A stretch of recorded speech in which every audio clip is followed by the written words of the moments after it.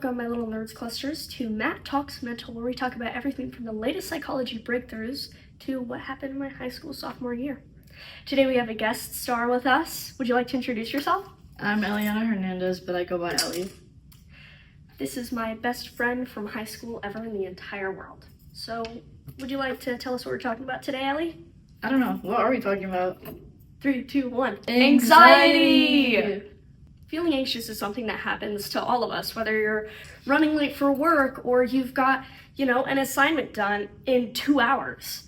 It's something that we all experience at some point, but sometimes it can become chronic, which leads us to anxiety disorders like generalized anxiety disorder and others of the sort. This is what we're going to be talking about today for the majority, is anxiety disorders, and specifically Ellie's experience with her anxiety. So what big struggles have you had navigating life as someone with anxiety? I struggled with telling people when I was stressed out, so I sometimes just kind of held it to myself without expressing how I felt. Yeah.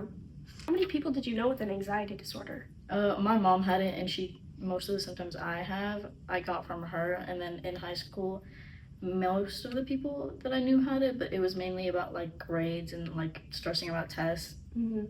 Yeah, and that can get really confused too. A lot of people can think that, oh, well, I have really chronic anxiety, but it could just be something from outside stressors, where anxiety really is an overwhelming amount or an unnecessary amount, unrealistic amount of anxiety, or about something that doesn't really make sense to most people.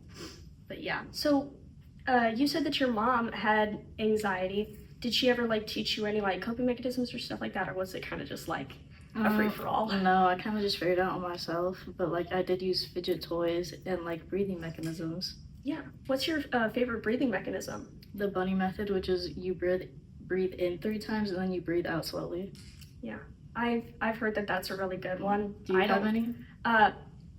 Thanks to you for asking, but I don't actually use that one. I use the breathe in for 4, hold for 2, and then out for 6, and I found that works really well for me. But yeah, maybe I'll try out the bunny method if it really works that well.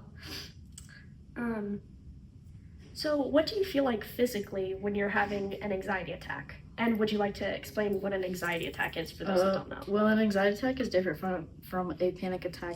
It's a buildup of a bunch of anxiety kind of overflowing, and sometimes I'll start shaking, hyperventilating, I'll have a sensory overload, which I will hear the things in class, the things from outside, the cars passing by, or somebody breathing, and it just kind of gets me shaken up. Difference between an anxiety attack and a panic attack, which panic attack is much more widely used, but they're not interchangeable exactly.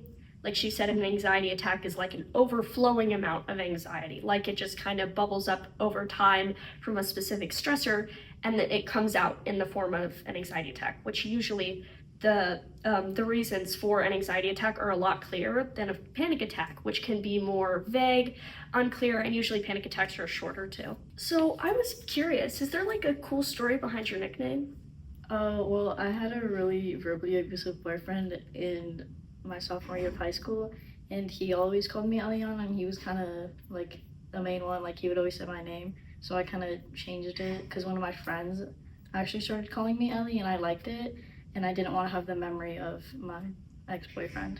Yeah, that's valid. That makes sense. Personally, I really like Ellie, but it's, I wish there would have been a better reason for the changing. What advice do you have for partners of people with anxiety? Being a very good listener is very helpful. Offering for help, for you could offer help yourself or try to get them help. Just not also pressuring them into talking about it, because sometimes people don't really want to talk about it.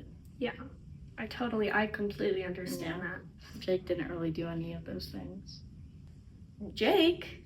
Oh my god, I remember him. We were in the same class. I remember. Oh my god, I didn't know that he did all of that. I'm so sorry. Yeah, there was a lot of things that he did, which you or none of his other friends really knew about, because he acted very different. Yeah. Well, do you kind of want to talk a little bit about him? Come on. No! No, no, no, no, no, no, no, no, no, no, no, no, no, no, no, no.